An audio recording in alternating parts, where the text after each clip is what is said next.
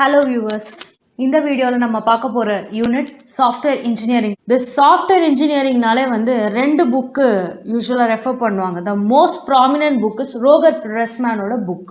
ரோகர் பிரஸ்மேனோட 5th edition இந்த மாதிரிலாம் எடுத்து பார்த்தீங்கன்னா கொஞ்சம் ஓல்டு ரிலேட்டட் திங்ஸ், அதாவது இப்போ நம்ம பார்க்குற இந்த விஷயங்கள் எல்லாமே அதுக்குள்ளே இருக்கும். ரோகர் பிரஸ்மேனோட ஒரு 8th எடிஷன் அந்த மாதிரி ஒரு லேட்டஸ்ட் பக்கம் வந்தீங்கன்னா இன்னையோட அஜைல் டெவலப்மெண்ட்லேருந்து எல்லாமே அதுக்குள்ளே இருக்கும். லேட்டஸ்ட் டெவலப்மெண்ட் என்னன்றதை நீங்கள் லேட்டஸ்ட் எடிஷனில் தெரிஞ்சுக்கலாம். ஒரு ஸ்ட்ராங் ஃபவுண்டேஷன் டு த கான்செப்டை நீங்கள் உங்கள் பழைய எடிஷன்லேருந்தும் நீங்கள் தெரிஞ்சுக்கலாம். அடுத்த ஆத்தர் என்னன்னு பார்த்தீங்கன்னா சோமர்வீல்னு சொல்லிட்டு ஒரு ஆத்தர் இருப்பார். இவரதும் பார்த்தீங்கன்னா இவரது சிலபஸ் ஓரியன்டாக போகாது, பட் கான்செப்டை கிளியராக புரிஞ்சிக்கிறதுக்கு ஹெல்ப் பண்ணும். இந்த ஒரு புக்கிலேருந்து நீங்கள் இது சம்மந்தப்பட்ட எல்லா டீட்டெயிலும் ஓரளவுக்கு நீங்கள் எடுத்துக்கலாம். அட்லீஸ்ட் ஒரு 80 to 90% நீங்கள் எடுத்துக்கலாம்னு சொன்னால் நான் ரோகர் பிரஸ்மேன் புக்கை கண்டிப்பாக சொல்லுவேன். சாஃப்ட்வேர் இன்ஜினியரிங்ன்றது நம்ம ஒரு சாஃப்ட்வேரை க்ரியேட் பண்ணுறதுக்கு ஒரு ஏலேருந்து இசட் வரைக்கும் நம்ம செய்யக்கூடிய சில ஸ்டெப்ஸை தான் சாஃப்ட்வேர் இன்ஜினியரிங்னு சொல்கிறோம். இன்ஜினியரிங்னா என்ன? ஏதாவது ஒன்றுத்தை புதுசாக செய்யறது ஆர் ஏற்கனவே இருக்கிற விஷயத்த மாடிஃபை பண்ணி புதுசாக கொடுக்கறது. இன்ஜினியரிங்னாலே செய்யறது, I mean producing something, manufacturing something, making something அப்படின்னு சொல்லுவோம். அப்போ ஒரு சாஃப்ட்வேரை எப்படி மேக் பண்ண போகிறோம், அதுவும் ஒரு ஸ்டெப் பை ஸ்டெப் ப்ராசஸில் எப்படி பண்ண போகிறோம், எப்படி அது ஒரு டெலிவரபிள் ப்ராடக்டாக மாற்ற போகிறோன்றதை பற்றியான கம்ப்ளீட் யூனிட் தான் சாஃப்ட்வேர் இன்ஜினியரிங். இதில் பேசிக்கலாக நம்ம 3 ஃபேஸ் எடுத்துக்கலாம். ஃபஸ்ட்டு என்ன செய்ய போகிறோன்றது நமக்கு தெரியணும். அடுத்து அதை எப்படி செய்ய போகிறோன்றது தெரியணும். மூணாவது செஞ்சதுக்கப்புறம் அதை எப்படி நான் மெயின்டைன் பண்ணுறது அப்படின்னு சொல்லுவாங்க. டெவலப்மெண்ட்டோட ஒரு விஷயம் முடியல, என்ன எப்படின்றதோட விஷயம் முடியல, அதுக்கப்புறம் அதை நீங்கள் எப்படி மெயின்டைன் பண்ண போகிறீங்கன்றதெல்லாம் தான் இந்த சாஃப்ட்வேர் இன்ஜினியரிங்கோட கம்ப்ளீட்னஸே அடங்கியிருக்கு. இந்த சப்போர்ட்டில் நமக்கு 4 விதமான மெயின்டெனன்ஸ் பற்றி சொல்லியிருக்காங்க. கரெக்டிவ், அடாப்டிவ், பெர்ஃபெக்டிவ் அண்ட் ப்ரிவென்டிவ்னு சொல்லி. நீங்கள் சப்போர்ட்டுன்னு வர்றப்பவே பார்த்தீங்கன்னா உங்கள் டெவலப்மெண்ட் எல்லாம் கம்ப்ளீட்டாக முடிஞ்சு உங்கள் கஸ்டமர் கிட்ட அல்லது உங்கள் கிளையண்ட் கிட்ட நீங்கள் எடுத்துகிட்டு போய் சாஃப்ட்வேரை டெலிவர் பண்ணிட்டீங்கன்னு வச்சுப்போம்.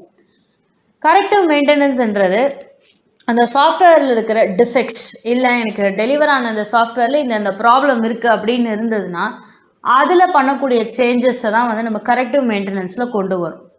அடாப்டிவ் மெயின்டெனன்ஸ்ன்றது என்னென்னா, நான் ஒரு என்னோட டெவலப்மெண்ட் என்விரான்மெண்ட்லேருந்து எடுத்துகிட்டு போயிட்டு என்னோட கஸ்டமர் என்விரான்மெண்ட்டில் வைக்கிறேன். அந்த என்விரான்மெண்ட்டில் நடக்கக்கூடிய சில சேஞ்சஸ்க்கு ஏற்ற மாதிரி மாடிஃபிகேஷன் பண்ணி அந்த சேஞ்சஸை நம்ம அக்கஸ்டம் பண்ணி விட்டோம்னா அது அடாப்டிவ் மெயின்டெனன்ஸ், அதாவது adapting to a new environment or external என்விரான்மெண்ட்டுன்னு சொல்லலாம். ப்ரிவென்டிவ் மெயின்டெனன்ஸ்ன்றது எப்படின்னா, ஒரு பர்டிகுலர் எரர் இப்போ ஒரு பர்டிகுலர் விஷயம் நாளை பின்ன எரராக மாற போச்சுன்னு வச்சுக்கோங்களேன். அந்த மாதிரி விஷயத்தை எப்படி அதை ஒரு மேஜர் எரராக ஆக்கிறதுக்கு முன்னாலே அதை எப்படி நம்ம மினிமைஸ் பண்ணலாம், இல்லை எப்படி அதை எராடிகேட் பண்ணலான்றத யோசித்து செய்கிறது அது விதமான யோசனைகள், ஸ்டெப்ஸ் எல்லாத்தையும் நம்ம ப்ரிவென்டிவ்னு சொல்லணும். ஸோ பேரே நமக்கு தெரியுதுல்ல, ப்ரிவென்டிவ்னு சொல்லிட்டு. அந்த மாதிரி பர்ஃபெக்டிவ் மெயின்டெனன்ஸ் இப்போ நீங்கள் ஒரு 4 வருஷத்துக்கு முன்னாடி ஒரு பர்டிகுலர் லாங்குவேஜில் ஒரு கோடு எழுதியிருப்பீங்க. இன்றைக்கி அந்த லாங்குவேஜ் அவுட் ஆஃப் மார்க்கெட்டுன்னு வச்சுக்கோங்க. அதுக்கு மேலே அதில் இன்ஜினியர்ஸ் கிடையாது, டெவலப்பர்ஸ் கிடையாது. அந்த லாங்குவேஜில் ஒர்க் பண்ணனா நீங்கள் ஆட்டோமேட்டிக்காக அந்த பர்டிகுலர் சாஃப்ட்வேரை you have to perfectly take it to this generation. அப்போ நீங்கள் என்ன பண்ணுவீங்க, குட்டி குட்டி மாடிஃபிகேஷன்ஸ் பண்ணுவீங்க. சம்டைம்ஸ் கோடையும் நீங்கள் ரீஸ்ட்ரக்சர் பண்ணுற மாதிரி இருக்கும். எக்ஸாம்பிள், நீங்கள் சாதா ஒரு ப்ரொசீஜரல் லாங்குவேஜில் எழுதுறதை நீங்கள் ஆப்ஜெக்ட் ஓரியன்டட்னு மாற்றலாம். இல்லைனா இந்த ஃபங்க்ஷனல் ரெக்குவயர்மெண்ட் இன்னைக்கு ஃபஸ்ட்டு இதெல்லாம் தேவைப்படலை. இப்போ பயோமெட்ரிக் சிஸ்டமில் பார்த்தீங்கன்னா ஃபஸ்ட்டு நமக்கு ஒரு ஃபிங்கர் பிரிண்ட் வச்சுட்டு போகிறது அதோடு நின்றுருக்கலாம். இன்றைக்கி ஆதார் பேஸ்ட் அத்தன்டிகேஷன் மாதிரி ஏதாவது ஒன்று கொண்டு வரலாம். So modifying something beyond the ரெக்குவயர்மெண்ட்டை நம்ம பர்ஃபெக்டிவ்னும், அடுத்து நடக்கக்கூடிய சில ஃபால்ஸை முன்கூட்டியே கணிச்சு அதை கிளியர் பண்ணுறத ப்ரிவென்டிவ்னு சொல்லுவோம். இதில் இன்னொரு ஒரு டேர்ம் இருக்குது, அம்ப்ரெல்லா ஆக்டிவிட்டீஸ்ன்னு சொல்லுவோம். அம்ப்ரெல்லா ஆக்டிவிட்டீஸ்ன்றது என்னென்னா, சாஃப்ட்வேர் டெவலப்மெண்ட்டில் நடக்கக்கூடிய சில ஆக்டிவிட்டீஸ் ஆர் சில ப்ரொசீஜர்ஸ்ன்னு சொல்லுவோம்.